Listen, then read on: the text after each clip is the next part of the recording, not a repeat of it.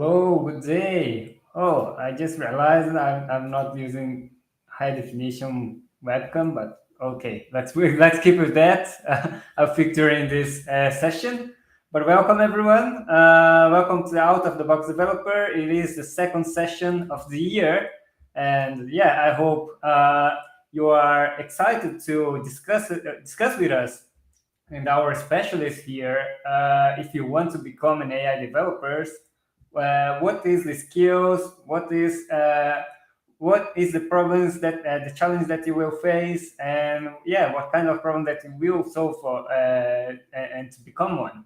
So for this special topic, I think I have the best person to actually ask questions, and he is a Java champion. He is an AI specialist and consultant. So I'm excited here as well to ask and hear a lot from him. Let me call Mani Sarkar to the stage. Hey Mani, how are you? Hey Hugo, I'm good. How are you? Thank you for having me here today. Thanks Mani for being here and contributing this discussion. I think you'll be the a core person today to actually answer all those questions.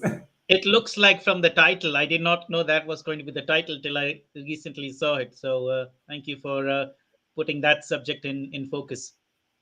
Great. And yeah, if anyone here watching us have any questions, please post in the chat.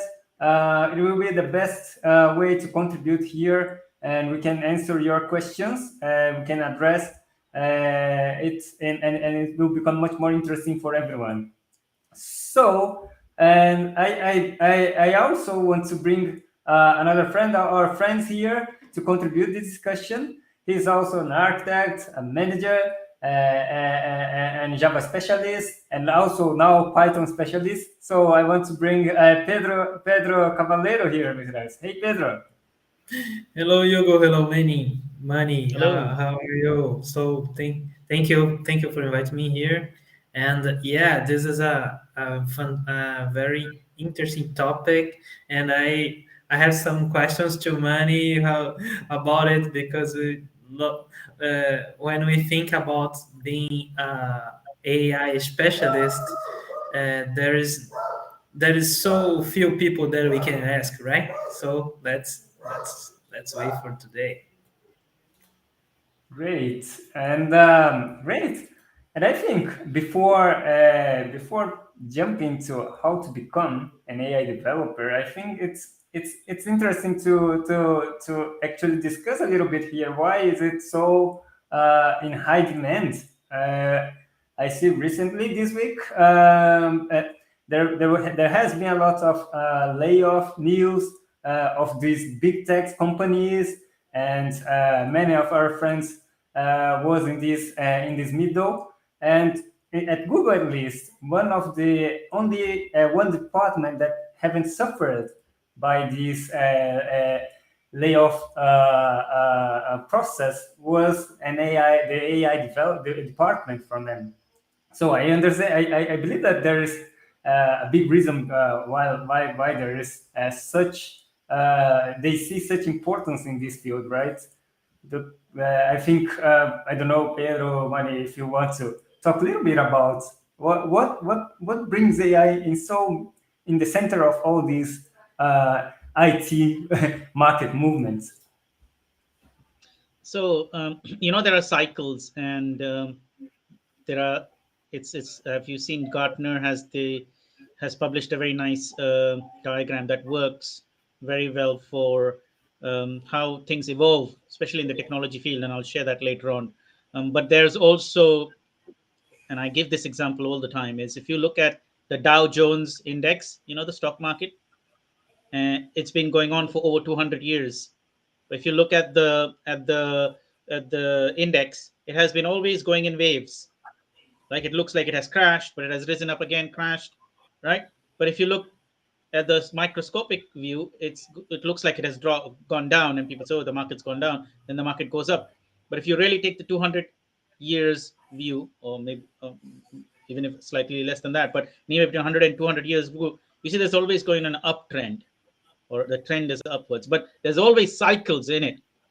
And every cycle is different from the previous cycle, and no two cycles are the same, and no cycles of ups and downs. If you take the the troughs and crests of the cycle, no two of them of the same size and has happened for the same reasons. I mean, they always try to compare and say, oh, it happened 20 years ago, 50, but it's never the same. You can never compare them so correctly, accurately. This, what we are facing now, the layoffs, also happened in year 2000. I think some of you may know, in 2008, and then 2010. And so there are big and small cycles, and these things happen. And at least from the technology industry, which I understand a little bit as compared to all the other industries, these cycles happen. And if you know, in the year 2000, there was a small period of recession. There were layoffs. But then when we hit real recession, they were actually hiring a lot of IT people. Why?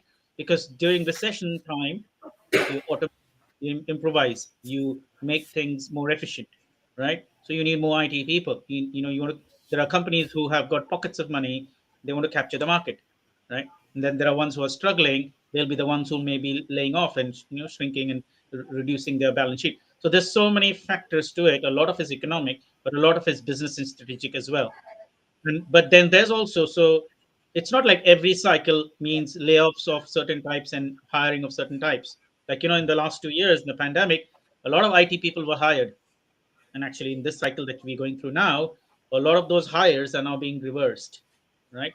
Because what's happening is, businesses are changing, strategy is changing, economy is changing, right? The outlook is changing. Now, coming specifically to that, why the AI department, did not suffer, is because in the last 2 years, and even maybe a little bit less in the last 5 years, but since some time, I mean, IT people are really hard to find. Good IT people are really hard to find, that everybody knows, right? But within that, the AI is a smaller subset. They are even harder to find, right? The industry only produces so many number of IT people in the world, but it produces an even smaller number of data scientists, machine learning people, AI scientists, and a lot of them have actually may go to the research and academia side, but then you have only a certain percentage left for the business world. And you can't just create, just like you just can't create good developers, which we already talked about 2 weeks ago in the last session. You just can't create a good AI specialist just like that. It's a lot of rigor the individual has to go through to become, to make them become an AI specialist. So now, if companies like, you mentioned Google, but you can name all the top 50 or 100 or 500 or 10 million companies in the world, if they've invested a lot of money in this specific subject, simply because, look at it like this, right? The year 2000 was a quantum leap for what? Web. At that time, e-commerce, web, everybody wanted to go on the web. Websites, people were paying $1 million to get a website, right? Today, you can get $10. For $10 a month, you can get a website on Wix. I'll give you one example. So today, the web is no longer a quantum leap, but in 2000, year 2000, it was around that time, right? So, and then in 2010, it was something else. In 2020 and thereabouts, that's when the data science, machine learning started becoming even more prominent. It was in the previous past as well, but people started noticing that now, to get the what's the right word for that, the competitive edge over their competitors, and to get bigger market shares and get more efficient and all that good stuff, and create a flat playing ground, they need a competitive edge. Data science, machine learning, AI, you name it, is the competitive edge. So for the ones who have that, they are leading much first in the market. Let's take a very good example. We had a lot of sessions, at least couple of sessions on chat GPT, but we've been talking about it every other session. There is a lot of rumor out there that if chat GPT really becomes more efficient, it can blow certain companies that do search out of the water, right? No. So can you see that the quantum leap, it changes the whole playing field. Yesterday's giants can become miniatures in today's time if you don't have the competitive edge. ChatGPT, the makers, they have created unknowingly or maybe knowingly. Their purpose was not to commercialize, right? They just kept experimenting and they started getting better. But now they can commercialize it because they see so much value in it. But the thing is, all the AI and machine learning people that have been invested in it, they have been responsible for the quantum leap. So that is what I am, at least I'm seeing, and I don't know if everybody else agrees with me on that. That's what's happening. And for those who are ahead or on time for that race, they will survive for the next quantum leap. For those who are not, like the brick and mortar companies like Barnes and Nobles, and all the brick and mortar shops that were selling things, if they didn't go online, they were all out of business in like a decade, less than 5 years time. If your size is big, it'll take you a little bit longer. If your size is small, you're gone. Same thing happened during the pandemic. If you did not specialize and adapt to the situations of the pandemic, you struggled, and a lot of people went out of business, right? And things like that. So if you take all of that into the equation, why would you, after going through so much pain, putting through together your core creme de la creme of the industry into one department all across the world and building like super cool stuff, why would you suddenly, just because there's uncertainty in the market, why you would disinvest in other areas of your business just to protect the area of your business, which is your golden goose, right? The goose that lays the golden egg, right? You're not going to kill the goose that lays the golden egg, right? Just because there's more golden eggs in it. No. So that's the kind of long-winded answer to this question, and I hopefully cover it in from different angles. Why the IT department was not affected. Now, see, I'm not saying all that I'm said is the right answer. There might be other reasons as well, but I think there must be some element of truth if you both agree, and hopefully the audience as well, that this happened is maybe for this reason. I'm not saying definitively, but it sounds like it is for this reason. Given that everything that's happening around us, right? Given all the developments that we are already noticing in the technology field, and companies like Google, they are forward thinking, right? They're already 5 and 10 years ahead of everybody else's game. So they wouldn't be, if they're investing something for 5 and 10 years, they wouldn't just, because how long is this downturn going to be? It's not going to be there for another couple of years, maybe. After that, the economy will shoot back up again, right? So they can survive for those 2-3 years. And then when the outlook is up, then they're flying up really quickly. So that's my answer to it. I don't know if you want to add anything to it. I'm sure there's lots of gaps and other perspectives to it, but I'll pass it on to both of you to comment on it.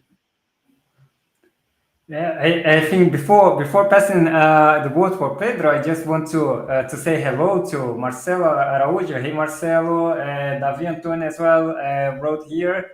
Good evening. Money is the man, so you have a fun. Hey, Money. and Max also. Hey, Maxi, how are you doing? Hello, Max. Yeah, I think Yogo has frozen. Yeah. Let me try to add something, because I think your answer was fantastic on this. Like the reading the context here is really important, right? Because for example, in our case, for example, when we are feeling all these layoffs, we may feel like, oh, but my company is having like is not having any money issues, for example, or they are even growing, but they are doing layoffs, right? And of course, it's difficult to understand like that these companies need to read the context, need to read the market, and see the future and say, oh, the future shows us that this growing may not continue. And they try, and all the money investors is saying that, all the venture capitals is saying that, all the marketing say, oh, we are seeing some recession in the horizon, so the winter is coming, so let everybody take care of your houses, So I know that's sometimes it's difficult to understand that, but and the other thing you said, it's really important. I think many after the pandemic, many hires haven't occurred, and then sometimes some companies may be bloated, and needs to be shrinked. But what I see is not that the people are getting unemployed for so long. At all these people most are very good engineers and very good on their fields, and they are. Hello, hey Hugo, are you back? Hey, Hugo's back. Hey, Hello. Can you hear me? Can you hear me yeah, well? Yes, yes, we can hear you well. Yeah, continue. Good. Please continue. Go ahead. no Teddy. problem. Well, And, and then yeah. and then we can see that all these people are being reorganized. I think the market is being reorganized. You know, like that there were many smaller companies that needed good engineer that could and they were not available. You know, I think all this market is being rebalanced today. That's just my opinion.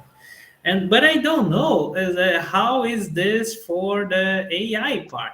I just heard about like Amazon is laying off all those guys uh, for Alexa, and Google laying off guys for Google Home, Google Assistant, you know, and but I don't know exactly how for the AI developer, the AI part of these companies, how it's been. Do you know more about it, Manny? Like it's how is the market today, but for specific AI developers? So it's hard to say, but the companies who, like, for example, companies who can experiment and afford to have failures in the experiments, they will disband the experiment, right? But the people who are behind the creations of the experiments, they are still valuable to them, right? Just because an experiment has gone wrong doesn't mean the scientists behind the experiment are not good enough. It could be so many factors affecting the experiment, right? We also know the technology is quite is not as mature. Like year 2000, what kind of websites did you have? In 2010, what kind of websites do you have? What you have now is like way blazing fast and better and sophisticated than compared to what you have, and then the cost and efficiency is also very high, right? So think of us, the AI journey, think of it as year 2000, right? Lots of failures, lots of companies who are trying to build websites for people who have gone bust, lots of startups that are doing that in the .com, like 90% of the .com vanished.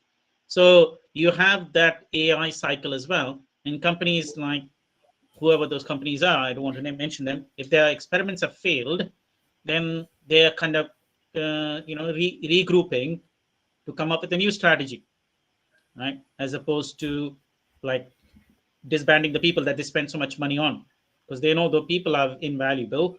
It's just the idea that they had needed improvement, and also there's a less maturity in both the people, the market, and as well the product and the technology that they're using to create the product, right? So they will probably go and give a second shot, and that probably might be a better one.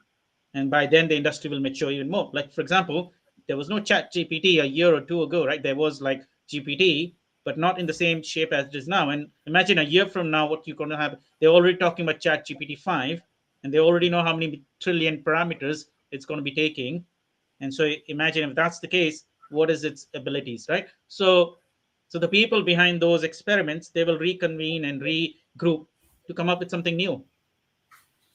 So hence, if you hear the layoffs, like also a lot of times it's layoffs that are happening are a lot of times is non-tech departments as opposed to the tech, because the people who really do the work, they are really hard to find, train, keep them, right? We already had this discussion last time.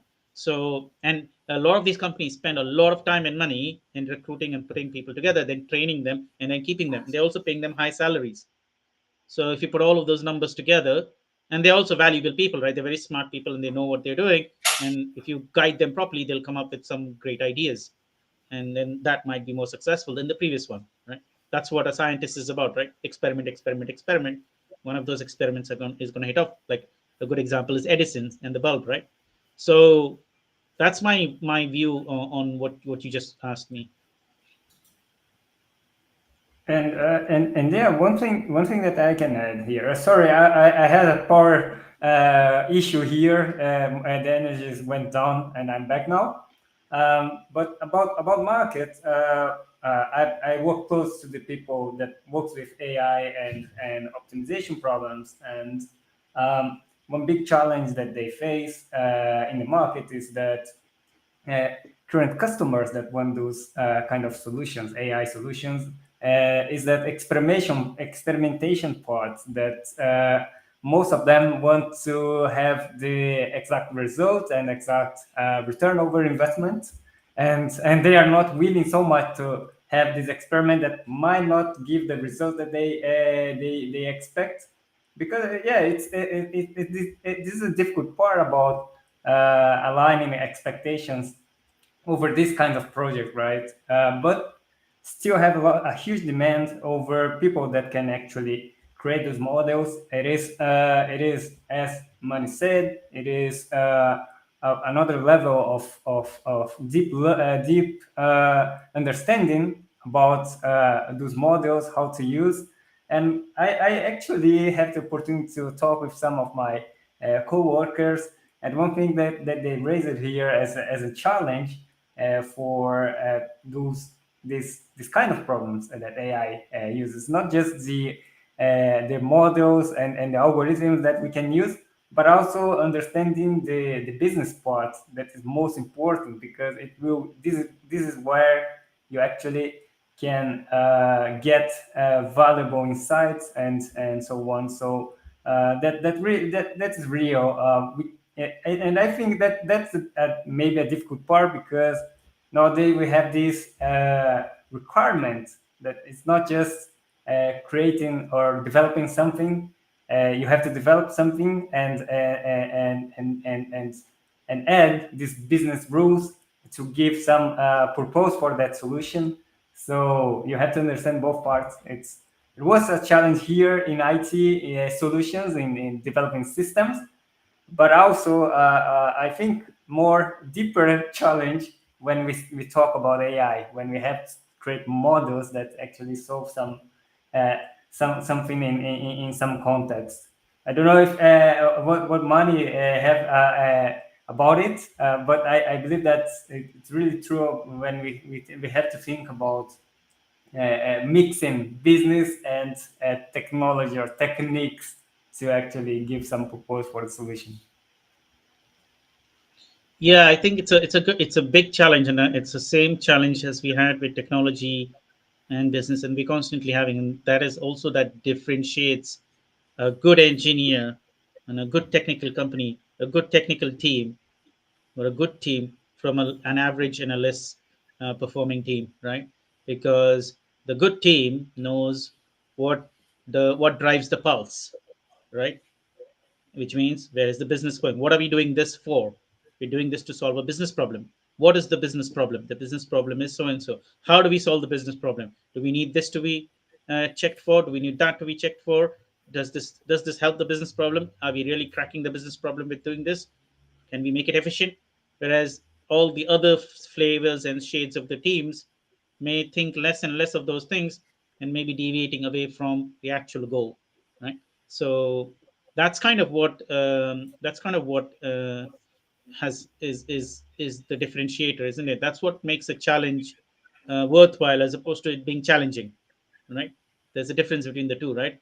Depends, you take the challenge as a worthwhile experience, or you feel it's really challenging, it's weighing down on me. Let me just grab this moment to call our main guest here that just arrived to contribute in our discussion. So I want to say hello to Bruno. Hey Bruno, how are you, man? Hey, such an awesome group here as always, right? So, how are you doing, Hugo? Good to see you here. Hey, Pedro, how are you? Hey, Money, good to see all of you guys. So awesome. Great to Thank you, see you, Bruno, and Bruno. great to see you here.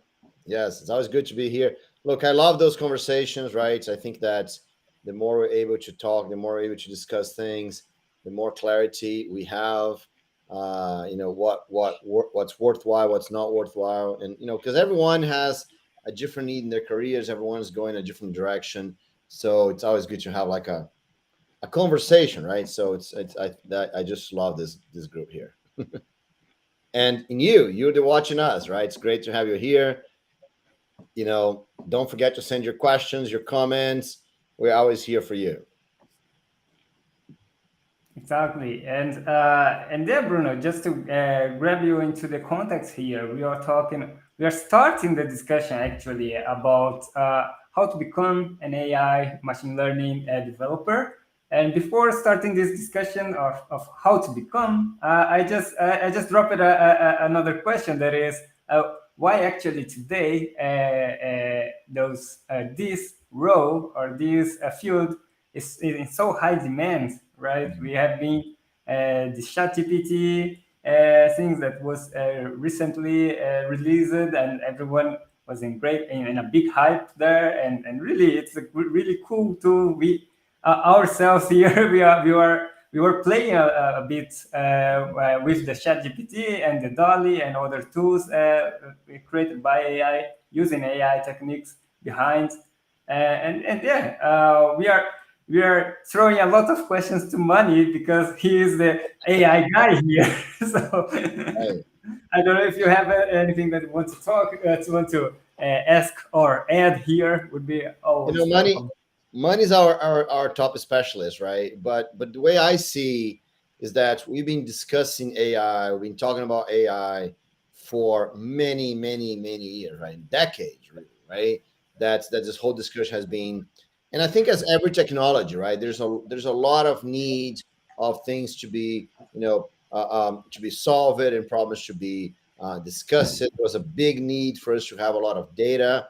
Without a lot of data, it's very hard for us to have AI. And having a lot of data, we need to have a lot of processing power so we could actually make sense of this data, right? And so then the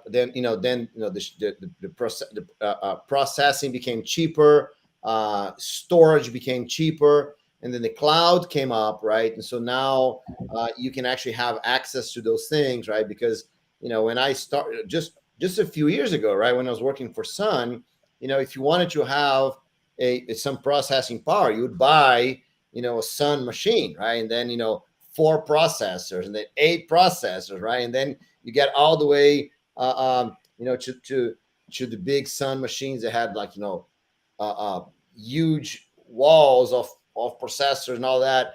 And it was very cool for me because I had all those machines that are available at the office, and I could do things, right? But if you wanted to do something in your house as a developer in a company, right, you had to have all that budget, right, to actually get those machines, right?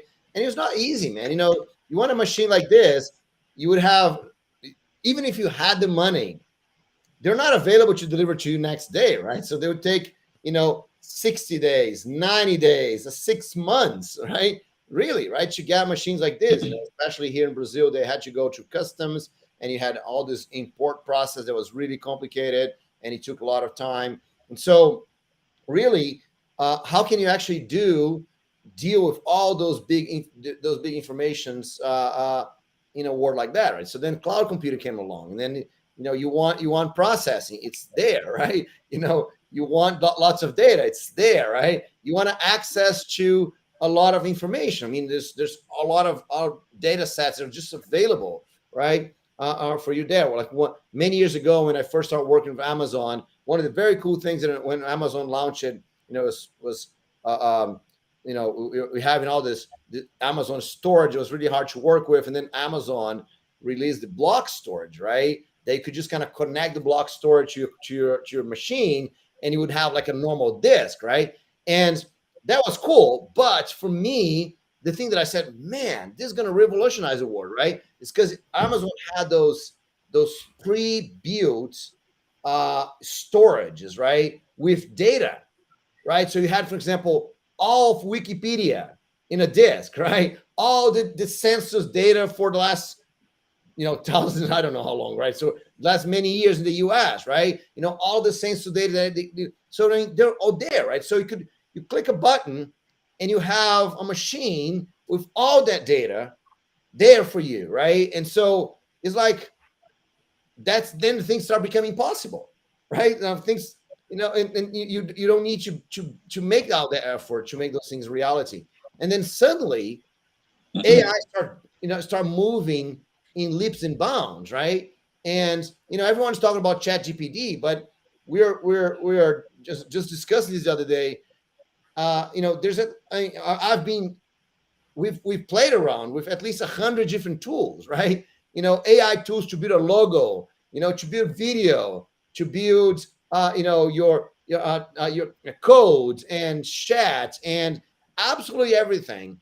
There's some AI tool that tries to do that for you, right? And they might have better or worse success or something like this.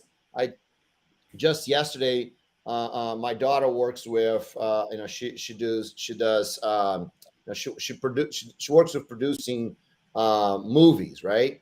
And so, and one of the things that she does for me, whenever she has time, she kind of creates images for me and creates she's the one that creates the covers of my books and things like that. So, so I was talking with her yesterday, and I was showing her some of the new things about the new algorithms to create images on AI, and she's like, "Man, this is so cool, right?" So it's like because it is, right? It's awesome, right? We see those kind of things, like makes our lives so much easier. It's make what we're doing so much easier. So I think that right now we're seeing a boom, right? But what I believe in, Money, I'm going to pass to Money now. Maybe you can correct me, Money. But what I'm seeing is that we are in the first moments where AI is blossoming, right? When we start to see the usage of it, right? We're starting. I know there's lots of people that use AI for a long time. There's lots of people who are using AI for lots of times. But now the real people, right? Us, right? We have firsthand experience with the power of it. And so this is just starting, right? In the next 10 years, we have no idea what's going to happen, right? That's my view of this. No, I think spot on, Bruno. And I have said this in another different way. So just a couple of weeks ago, I was having discussions with my colleagues, that I work with, and they were like all bringing up the same questions. Like we have already had this discussion in our previous sessions, right? Oh, Chat GPT is here. What do you think is going to happen to our jobs as developers or as IT people? Chat GPT can do so many things, can answer all my questions, la la la. And I kept telling them the same example that computers were introduced in 1980 and even earlier than that in some places, and people were fearing, oh, it's going to take away our jobs. But look at what it has done to the industry, right? It has flourished with so many jobs. And then I brought them to the point that just like in the year 2000, we had a quantum leap with all the web stuff and all the e-commerce stuff that we are doing. And look now, looking back 20 years, where have we come from that quantum leap? That quantum leap has taken us to the next point where we are going to do another quantum leap, right?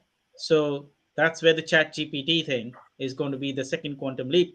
The Chat GPT, like AI technologies, like you also have diffusion models where you pass in text and it creates images. But there are so many other things that we don't know of yet that in the mainstream, right? We only know of what we see in the mainstream. Imagine if this is what's happening in the mainstream, what have people developed behind closed doors for their own commercial advantage, right? Sure. Or Yeah. political advantage. And Yeah. so you're spot on when you're saying flourishing and blossoming. That for me is the next quantum leap, because we in the IT industry are always taking quantum leaps, right? For example, the Moore's law with processors, right? Every so many months, we double the processing power. Mhm. And actually, after a n number of months, we actually have a quantum leap. I remember my first computer that I came across was only 12 hertz, and there was a turbo button. If you pressed it, it was 15 hertz, right? And now we have gigahertz. Yeah, your mobile phone has got gigahertz, right? Right. Forget about the big bulky desktop we were talking about. And this is only 25 years ago, right? Right. So if that is the case, then you're right. And AI has always been there. It's had different names. Like, Eliza was the very first example that the MIT lab produced, which we have been working on integrating in our chat conversation project, which we will share a little bit later about. And that is, well, when was it 1970s, 1980s? I think around that time they had developed it. And since then there have been lots of books written in theory, and they were all mainly theoretical stuff. In fact, there's a lot of theoretical stuff still to be explored. But you're right, with the availability of technology and access to data and the speed and at the cost at which we are not able to do it, it has now become possible since the last so many years to be able to actually materialize all the AI stuff that we've been only talking about in the universities and on books and in magazines and dreaming about them, to actually make them happen in real. And this, I don't know since when, but maybe in the last 10 years this has all been happening, because in the last 10 years there was democratization of so many things, right? Data, machines, software, you name it, internet, everything is available, and at the speed and at the time at which, and the freedom under which we could get this is mind-blowing. We could never think of it when I started my career 25 years ago, that we could do all of the, like creating a machine on the cloud in seconds, and that costs you like maybe cents, because you can destroy that machine and not use it anymore after you finished your work, and it'll only cost you like few cents or a pound max. Whereas, I remember spending a whole lot of money to just get myself a desktop computer 20 years ago, right? So, and that was hardly doing anything. And if I had to upgrade it, I had to spend some more money. Whereas on the cloud, you can upgrade and do whatever. It'll cost you only a few more cents. So you're spot on about that. And you're saying 10 years from now, I think you want to talk in terms of months, not years, because the rate at which it is speeding up, it's not years, it's months. Yeah, I just 10 think months that, from now. Just say yeah, 10 months from I now. just think that if we have no idea what's going to be 10 years from now. It's completely, we just think about 10 years ago, right? I don't think we knew where we would be in terms of computers, in terms of technology, in terms of microservices, for example. I don't think most people even thought about that 10 years ago, right? And so I think 10 years ago I was helping people do version control systems and issue trackers, right? And continuous integration. I mean, that's my some of my first videos of the I had a project they're called the New Year New Project that I used to do in the turn of the year, right? And that was less than 10 years ago, right? And that was helping people, right? Just kind of get learn cloud, right? Understand the first beginning of the cloud and understanding how to do continuous integration. And today, you can't think of any software development. I mean, I'm just seeing here in the chat, Hugo is already putting a GitHub link here that you guys are going to talk about in a minute. And it's like you can't even think about getting a group of 3 people together and that you're not using a version control, right? So that was just 10 years ago. I remember being in a project where there was no obligation to use version control, right? And Absolutely. people complain about it, right? It's like, why, right? And so the way they use the version control is that they have version control in the mainframe. I'm not talking about hundreds of years. I mean, just kind of 10 years ago, right? So they had the version control in the mainframe. So that's how they did it, right? So there was an obligation. They had to check a box, right? So the very first day of the project, they would go and commit something to the mainframe. And okay, so now we have a version there. And so they would just go do whatever they wanted. And so when the project was finished, they would just go and commit another version. And so that's, check, right? So, and then, that's unthinkable of a developer today, but people that have been here a little bit. So imagine 10 years from now, right? We can't. There's no way we cannot imagine what's going to happen 10 years from now. But I agree with you, Manny. That's the things are growing so fast in terms of months that sometimes is scary, right? And I think that's a good question, right? Should we be scared? I'm not talking about being scared of of AI replacing us. I don't think that we should be scared for that. I think Absolutely. we already talked about so much about it. That's not my question, but should we be scared? Because I'll tell you one thing. I've been helping developers with their careers for many, many years, but there's one question that I get that's continuously since I started. Since I started 20 something years ago, I started helping people with their careers, right? I get the same questions that how can I keep up? How can I learn everything? How can I even keep up with what's going on, right? So, and now it seems that things are accelerating. And so I think, should we be worried about that? Should we be worried about keeping up? I think that is the question that I ask myself all the time. How much developers should be worried about that? Yeah, I think that's a very good question. And I think that's connected to the topic of today. That for those people that want to become an AI ML specialist and want to grab this opportunity that is now it's blossoming, a lot of AI opportunities. How actually they can connect with those opportunities, right? I think it's interesting to have focus, because when actually, like I'm much more focused on architecture, on system architecture, on application architecture than AI. I have some connections with those kind of problems because I actually create application and solutions connected with those kind of solutions, of data science solutions. So, but I'm not a specialist of AI specialist in the group. I'm a specialist on one or other things. But those people that want to become or migrate to an AI specialist, how they actually what they actually need to do. I think that's one of the question that we want to answer here. I don't know if Mari, Pedro, Bruno, do you have any answer for that? I'll have Bruno take a jab at it. Me? Yeah, why not? I'm Come not. on. Okay, so I'm as far as an AI specialist I can be, right? So, but so I'm gonna give the generic answer, I guess, right? Because I think that there's only one way that we can really become good at something, right? And it's doing it, right? There's no other way, right? We got to go and do it. And I think that, again, I think that the way we have today. So let's just kind of do a parenthesis here. So on Monday, right, just this next Monday, I'm going to be hosting a live with the guys from Oracle, where where Oracle, they're going to walk people through a hands-on lab, right? Mm-hmm.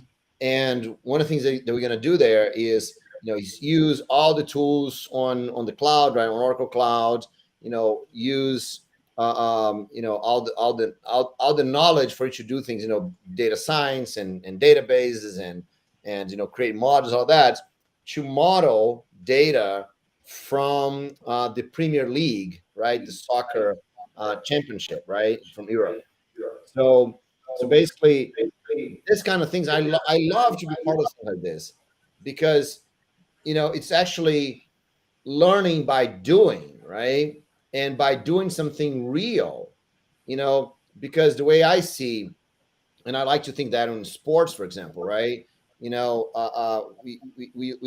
need to practice, right? That's what we need to do. We need to practice things, but a lot of those things, man, it's not, those are soft skills, right? Solving problems is a soft skill. Soft development is a soft skill, and you can't learn soft skill by practicing, right? The way you practice those things is by doing real world things in a safe environment, right? And so that's funny, because I'm not even like a big fan of soccer, right? But really, that's what I see. You got a soccer player, right? And they don't go to practice just to be kicking the ball, right? I mean, they go and play, right? you know, and they play for real. You know, it's a real game, right? But it's just in a safe environment, right? So they're playing among themselves, and they're playing with other teams, right? Yeah, money is hit on me here, right? You know, I live in Brazil, not a fan of soccer. No, I'm okay fan. It's not a big fan. I don't, you know. But anyway, I'm just saying that I love the way the soccer player behaves, right? When they behave properly in practice and things like that, right? So you know, it's the whole idea of you got to do it for real, right? So and people don't realize how important it is. The games that you know is just like I don't know, we call amistosos in Portuguese. I'm not sure how they're named in English, right? The games are just kind of, it's just a playful game among teams, right? It's not worth anything for the championship.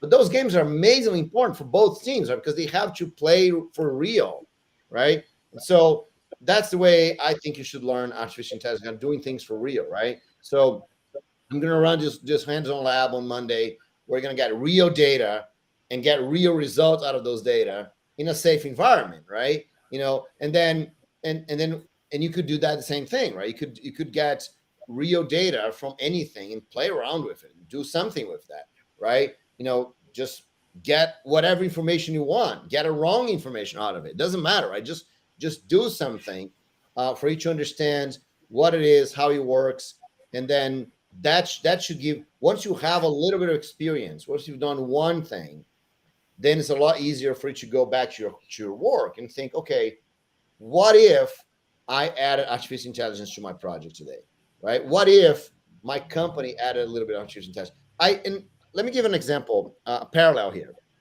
Many years ago, when the network was just starting, right? Because, you know, I was working for Sun, and Sun had this idea, the network is the computer. But when I started, we had to install TCP/IP boards on computers, right? Because they did not come with an Ethernet port, right? So the network was always a second thought. Just not when you build a software, you do not think about the computer to be connected to the network, right? You thought about that's a, you know, it's the exception. Being connected to the network is an exception. It's not the rule, right? So people would do software to just run in one computer, right? But I would tell everyone, I would tell students and say, look, the network's going to be extremely important, right? So you have to think about what would you do if your computer is connected to the network, if your software uses the network, if the network was a given, what would you do? And that helps you think about the possibilities, right? And so that's the same thing right now. You know, right now you're writing some software, and everything that your software do, you code on it, right? But now you have to start thinking about what if there is a piece of intelligence in my code, that my code can do something by itself that I don't have to program, right? What would I do different? What could I add, right? And it doesn't need to be something visible for the user, right? It could be, you know, you could route the network package differently because you're analyzing the package and you're just making decisions on the fly, right? You know, maybe you could clean up the sounds automatically because it just makes sense. I don't know, right? Just think about if you could, if magically there's some part of your application that could be smart, that could decide things by itself. What would that be? And then make an experiment, right? So that's what I would do if I wanted to be an expert in artificial intelligence. Great. So you see, the reason I have, and it doesn't really matter whether Bruno answers first or Bruno answers last. The answer is always unbeatable, right? So it's not like I'm trying to give him the first chance to like give a better answer, but he's already said all the things that is absolutely practical. And whatever I'm going to say is going to hopefully fit the second layer and fill in the you know the technical details. Yeah, exactly. Because what Bruno has done, he's created the mesh for me, like, you know, the mesh you need to create the real thing.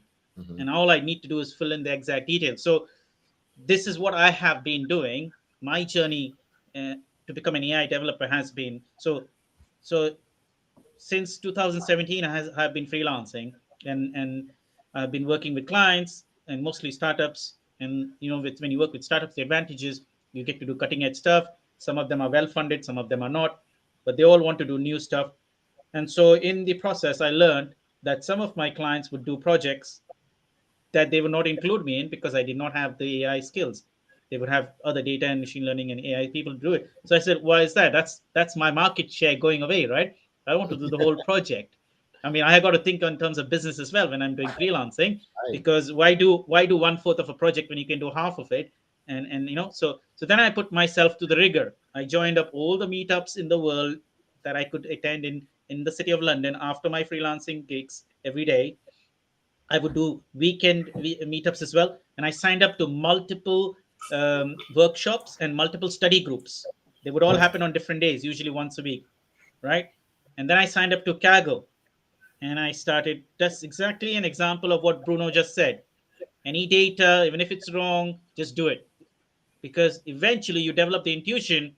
Those wrong things I did needs to be done correctly, like that. That was wrong data.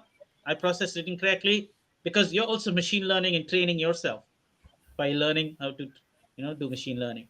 And I did everything practical and hands-on as possible. I always get into discussions with a lot of people in various forums where they say, oh, read this book, do this course with so and so, and this is all full of theory and all that stuff. But at the end of the course, they only know theory, and I ask them, if you have to build something, what are you going to build? They don't know how to build anything. So then I put up a GitHub repository where I would collect all these examples. I would write my own examples, I would publish them, and I would collaborate with lots of other people. And then they would go and use my solutions. And then my library was built from that. They would use my solutions, say, oh, it's very slow. Then I would go back and speed it up. Oh, it's really fast, really cool. So I put myself to the experiment, just like what Bruno has been saying, in every way I could possibly do, by contacting and then you meet a lot of people who are already ahead of you in this game.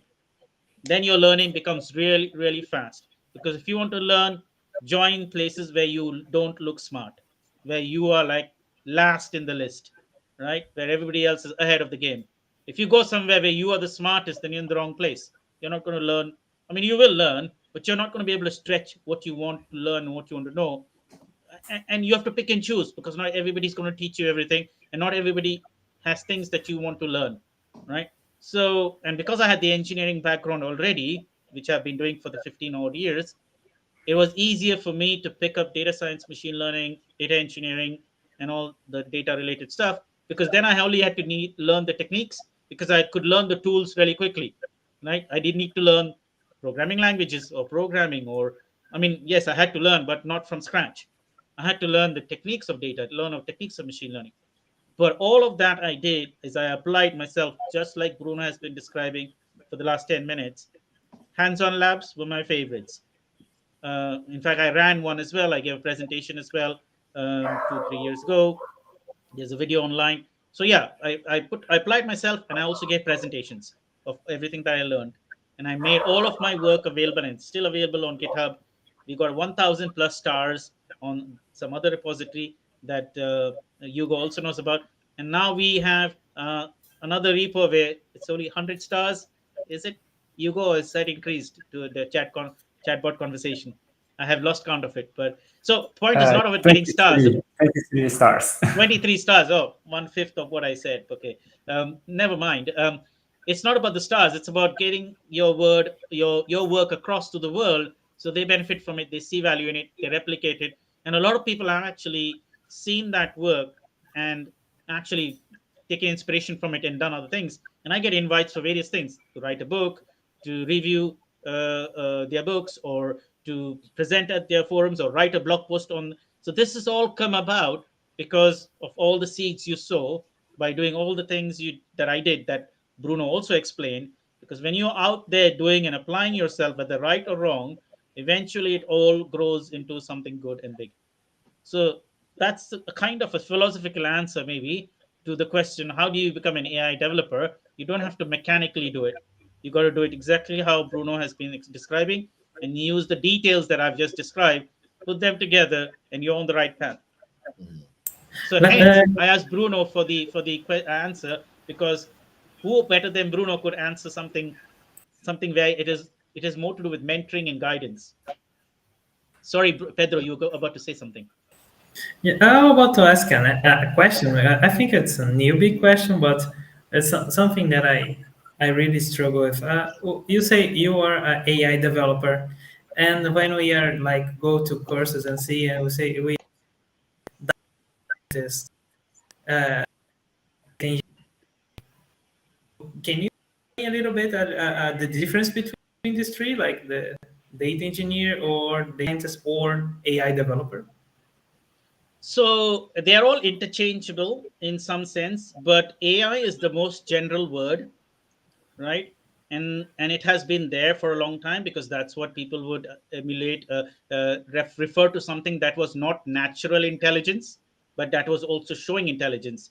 Whereas when you say things like data science, machine learning, data analytics, or what were the other things you mentioned? You did say some other things as well, right? Yeah, data science, data engineering, and AI developer, like in they looks three different roles, but It, it it, looks like they have similarities.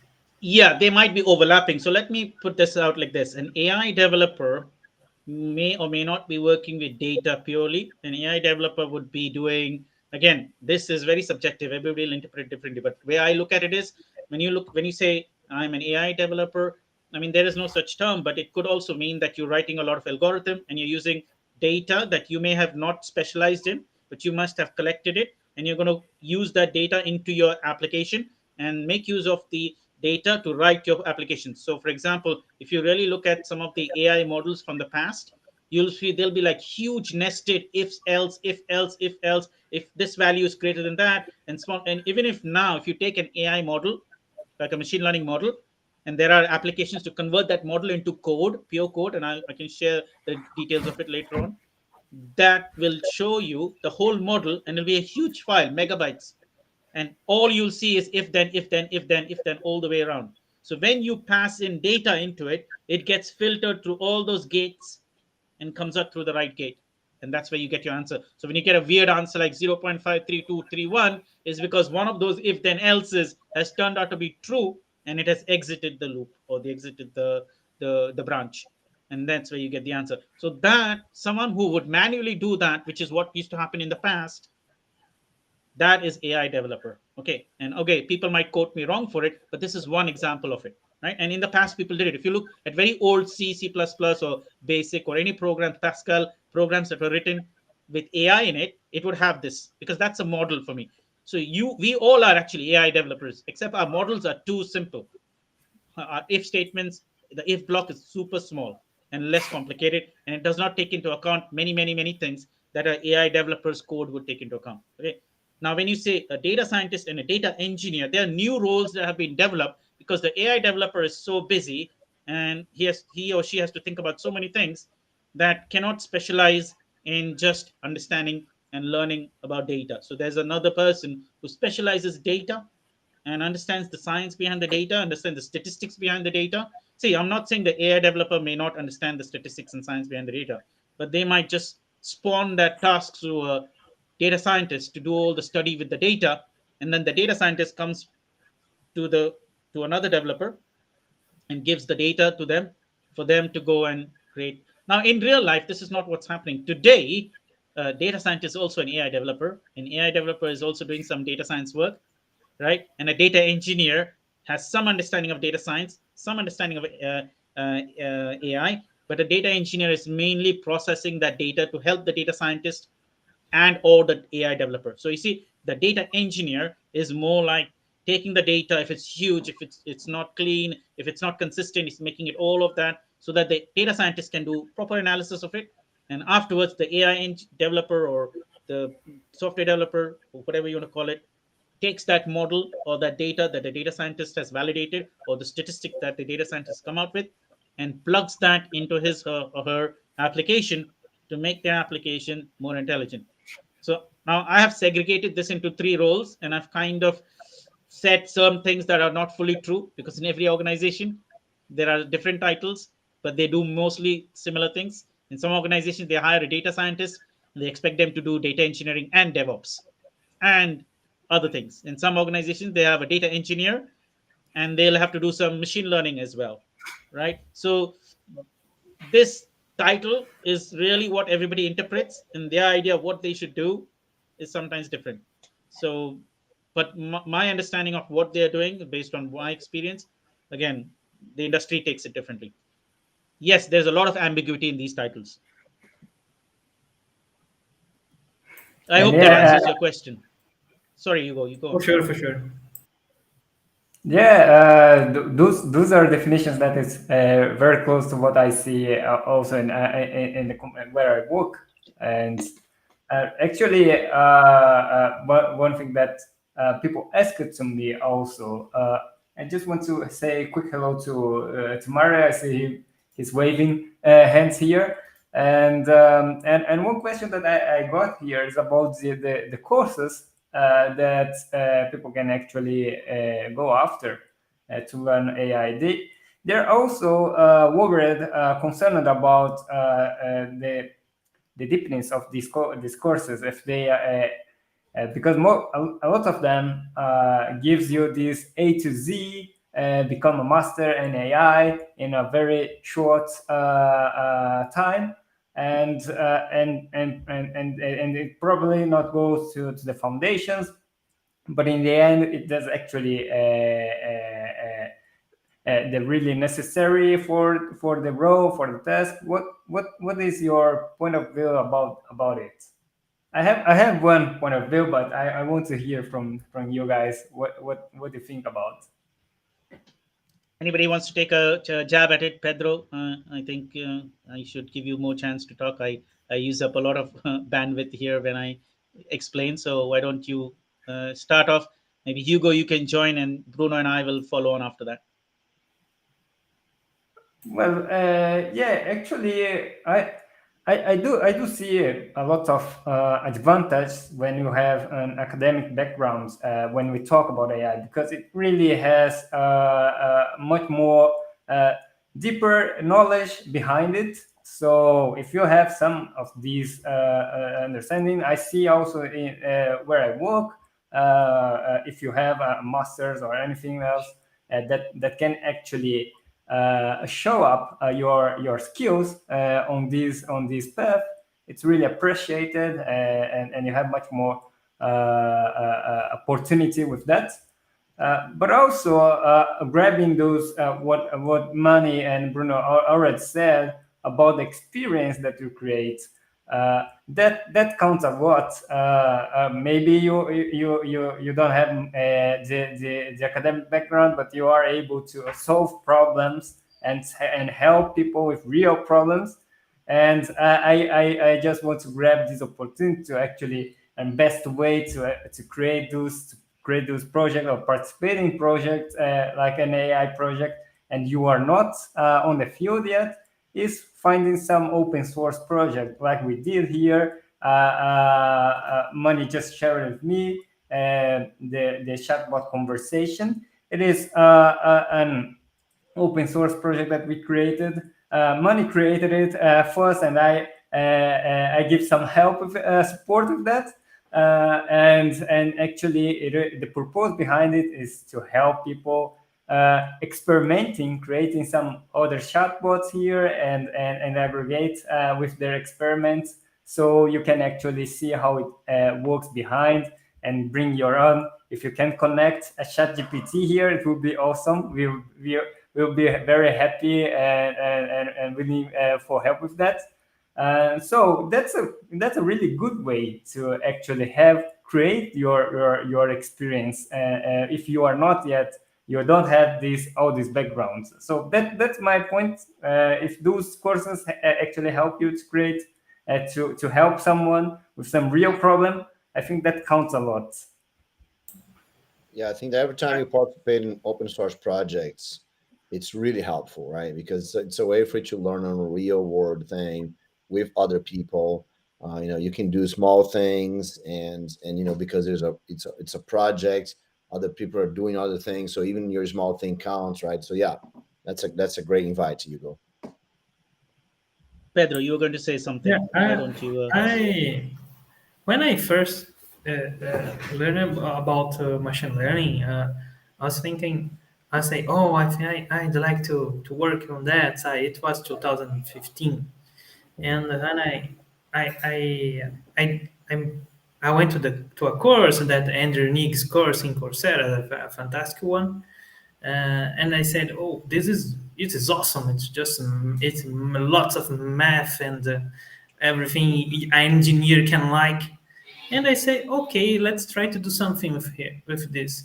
And then I was working in a telecom company at that time, and when we started discussing this, they said, "Oh, we want to bring this innovation process here in the company, blah blah blah."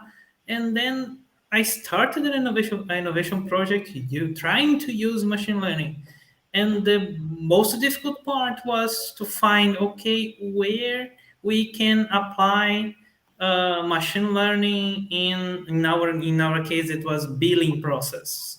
And they say, oh, so I think, oh, most of my job in that project was not exactly work with machine learning, was trying to uh, find different ways to help that process, that the billing process, as you can see, as you know, in telecom systems are huge, are very flexible and very complex process, and but they are like they are not but they are like I say, oh, when we create a plan, like, oh, you have 100 minutes, then you can send 100 SMS, you will pay this, so there's no much innovation on that, and then we start asking about this kind of things.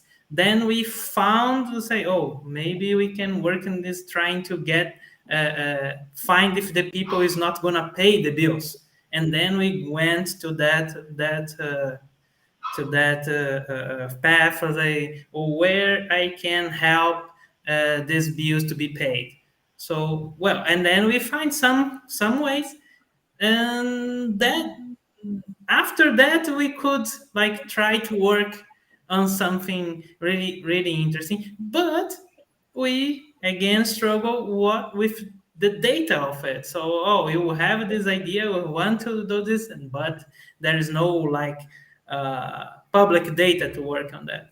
So my experience with trying to create some machine learning projects were not that good, and then I I couldn't continue, and that's what I think I say, oh, even with this kind of experience, I couldn't find much opportunities in no, and not if we're not talking about big companies like Google or Amazon, everyone, it's difficult to find opportunities to work on artificial intelligence or machine learning in other companies, smaller companies than that, what do you think about it? It's just it's a question. I want to because I think of the people who are software engineers like me and want to be AI developer, and they are thinking, okay, I only have opportunities that in big companies, or can I try it?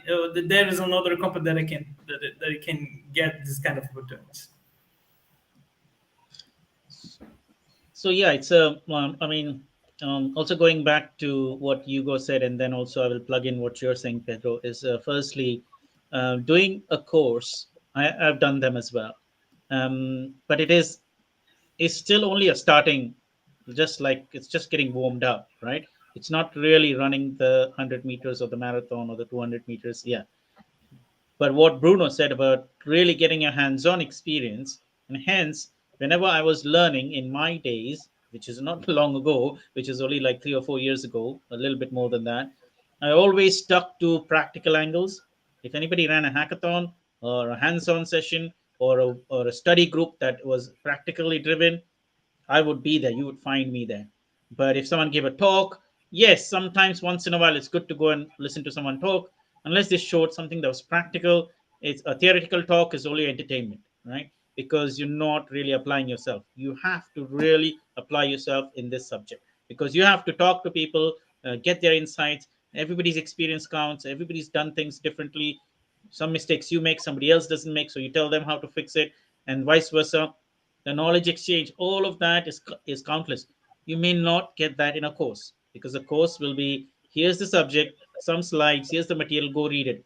That experience is like a small drop in the ocean, right? Compared to what, when you now go to a company, coming back to Pedro's answer, now depending on the company you go to, the expectations will change, right? So in some companies, they'll be like, yeah, we have some AI, they'll call it AI, but there'll be something else. But they'll expect certain experience from you. But if you go to like a top-notch company, and we've named a bunch of them today already this evening, they will expect you to know, like, super, like, they'll expect you to be super smart in that topic, because they have a team of super smart people, and they would like you to be in alignment with them.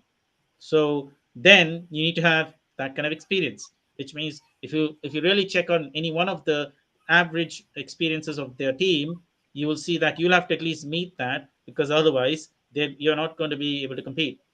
Hence, they may not want to take someone on board that doesn't blend with that experience that they're expecting.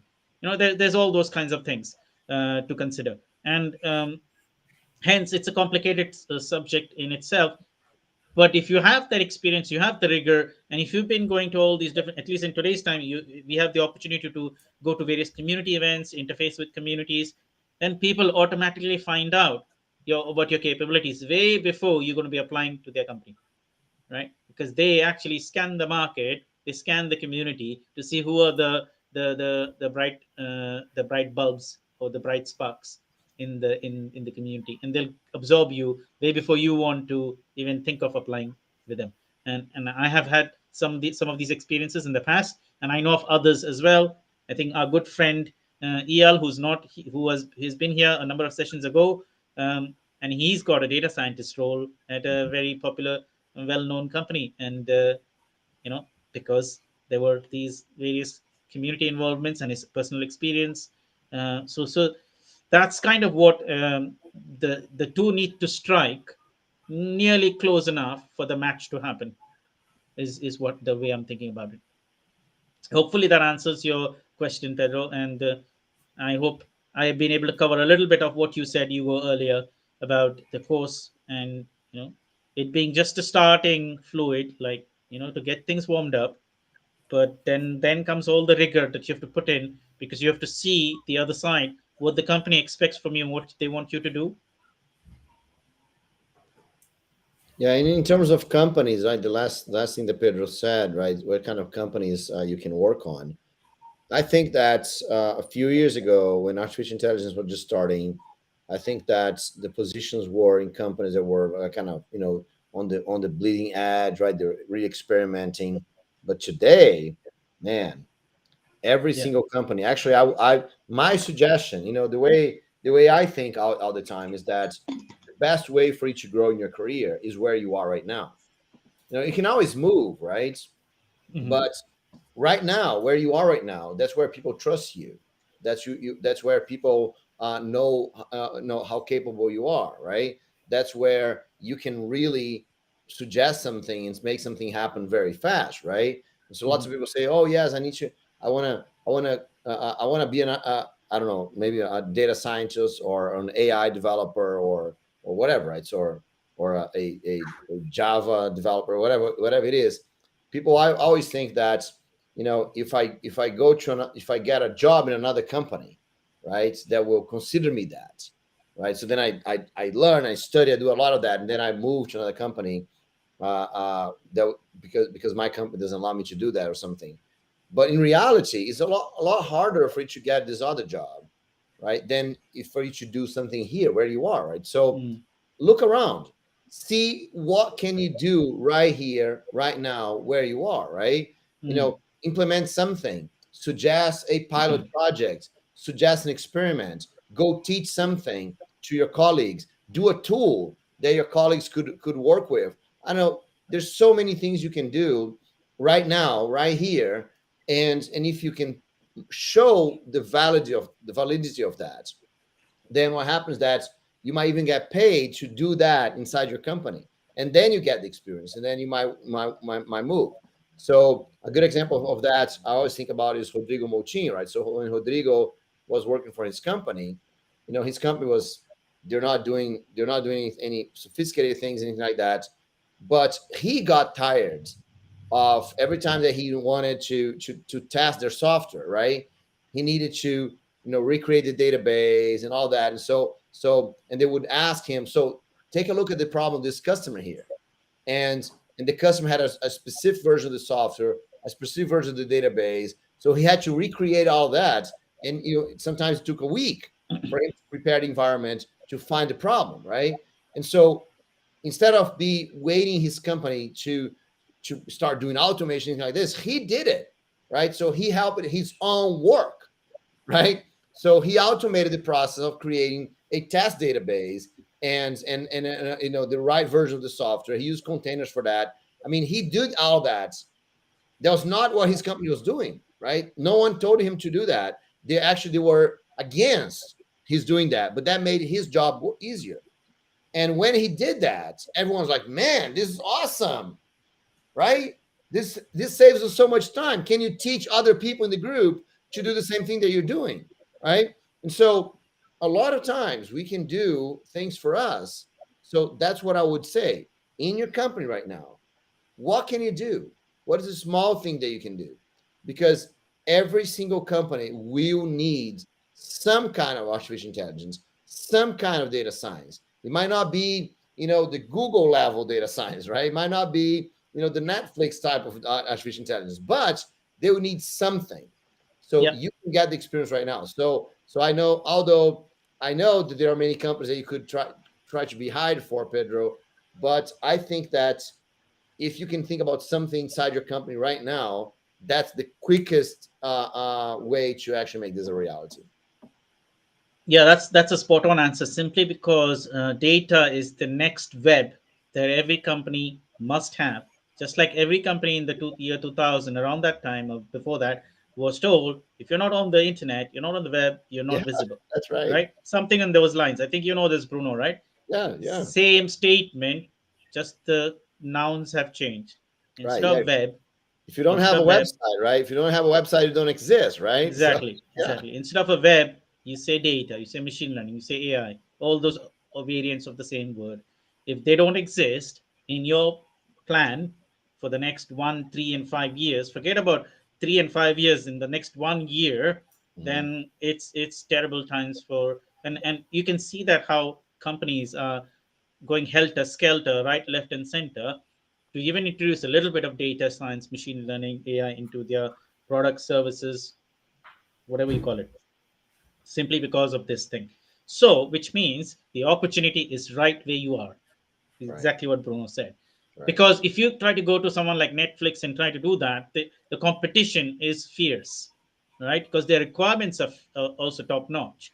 Whereas if you are trying to do something in your company, as Bruno said, yay, there is trust, there's credibility, the business, and the level of expectation and the forgiveness level will be higher, the level of expectation will be relatively lower.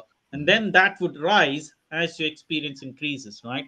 But till then, you're going to be, getting the opportunity to flex your muscles and become better.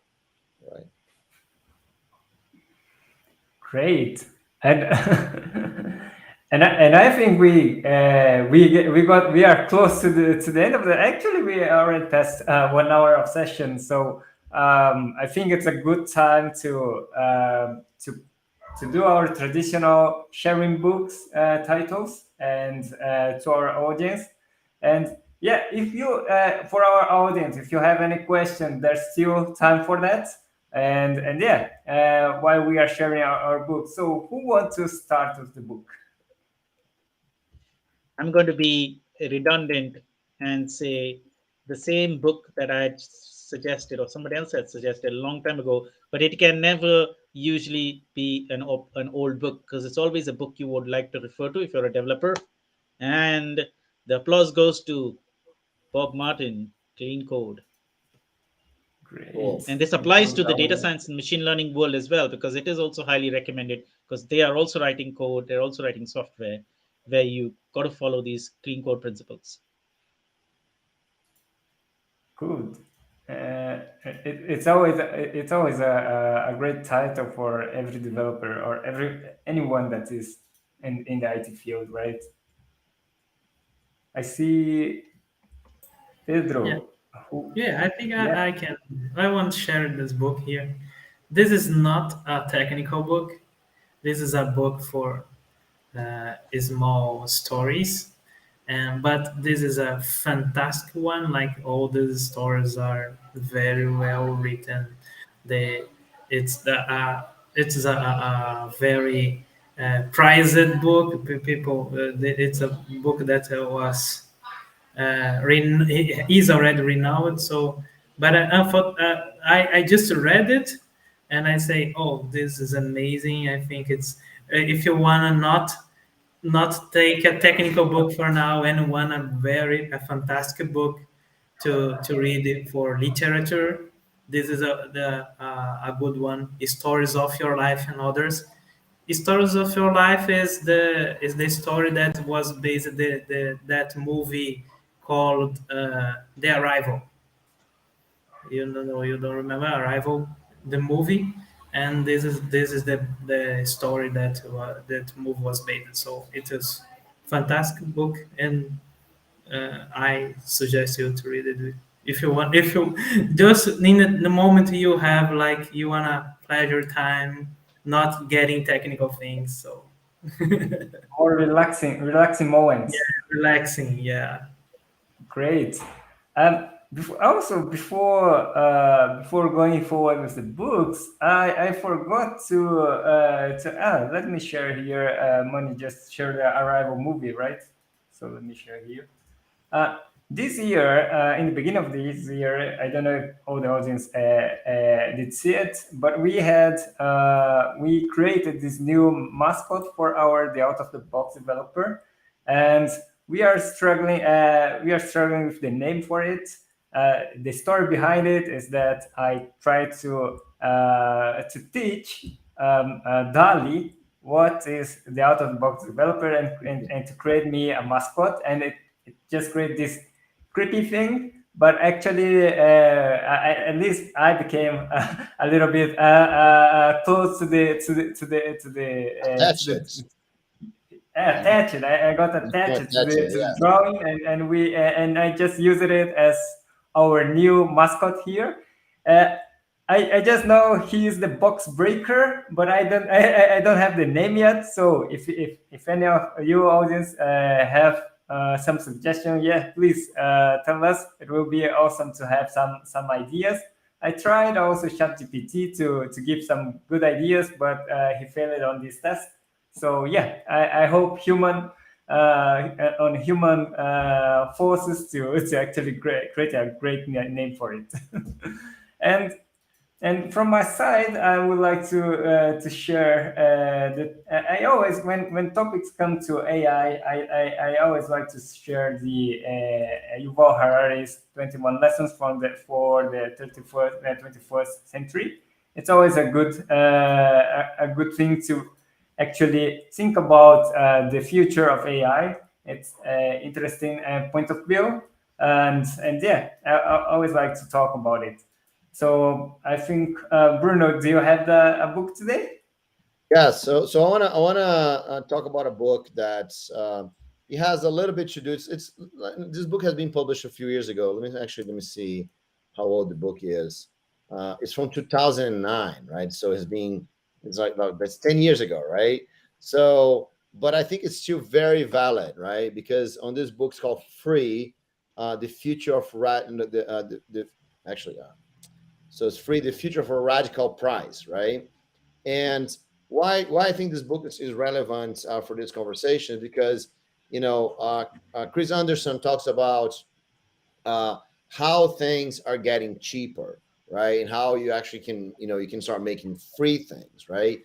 And one of the things that he previewed that he predicted in his book, right, is that the price of storage is going to go down, the price of processing is going to go down, and that would allow all kinds of new business, right? And so he predicted all the freemium solutions and how many things you could get for free, all of that. And so the ideas behind the things that we do, that we get so many things for free, right? So you guys are watching this conversation here for free, right, on YouTube, right, and many other places. And why, just a few years ago, streaming a conversation like this was extremely expensive, right? I remember when Sun was doing something like that, Sun paid, a gazillion, right, to get those things going, right, worldwide. So now we can just do this for free. And why, right? Why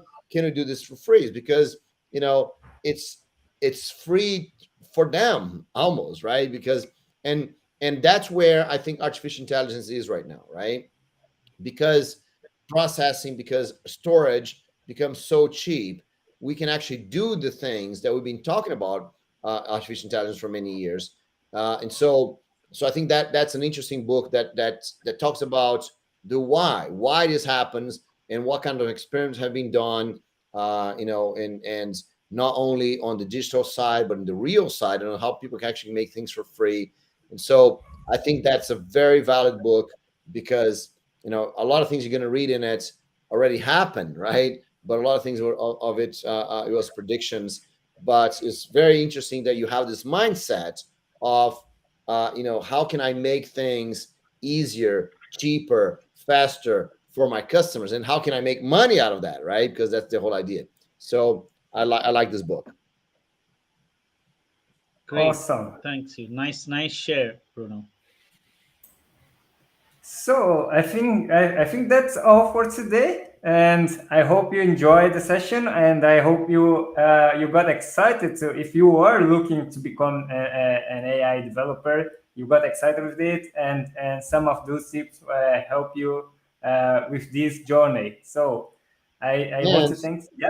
Let me just say the last thing, right? So if you are, unfortunately it's in Portuguese, but if you are in Brazil and you want to join me on Monday, I'm going to be running this hands-on lab for Oracle, where we're going to do, it's going to be a 3-hour hands-on lab, focus on giving you the right skills for each to do artificial intelligence and data science. And if you like soccer, man, that's a match made in heaven, right? So you're going to do all this doing something that you like. So I see you Monday. Hope to see you there. Do you have some link or something, Bruno, that we can share here? I'm sure there's a link. Yes.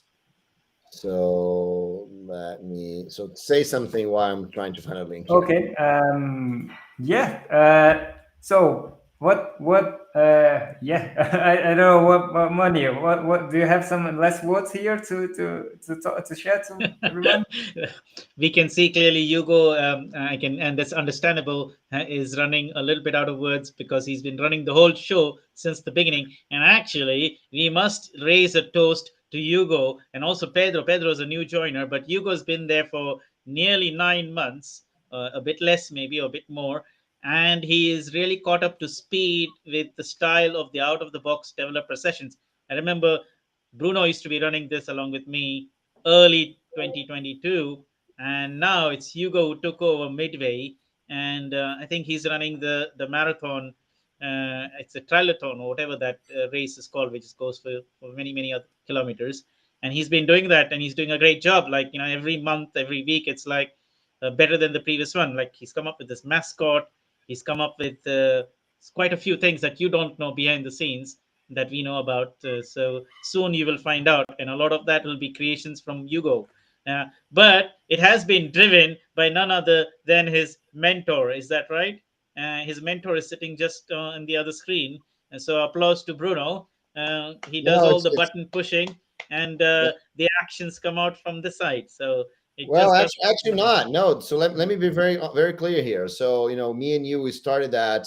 We kind of inspired and we helped Hugo, but, Hugo's running the whole thing. I'm not pushing anybody. Oh, great. It's the other way around. Hugo's the one that lassos me and brings me here, right? So. Okay.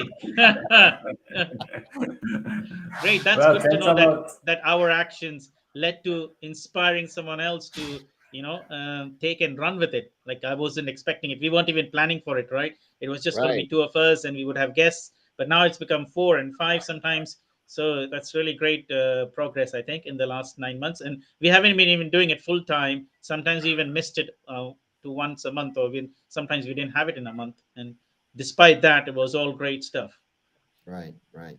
So yes, I totally agree with you, Manny. That's awesome, right? So one thing that I think all of us should be inspiring other people is that, and that you should do in your career, right? Is for you to get this independence, right? This autonomy, right? That you can start doing things because you want to do them, doing things that could be should be in your work, should be in your life, right? So the more autonomy, the more responsibility, the more independence that you build around you, right? Me and Pedro, we had an awesome conversation yesterday about independence, about autonomy, and so I think that this is the thing, and what you're saying here, Manny, is that Hugo is actually doing this, right? He's taking over, right? So, and that's great, right? Because the more autonomy you have, the more responsibility you have, the more everyone around you, just kind of let you do things, right?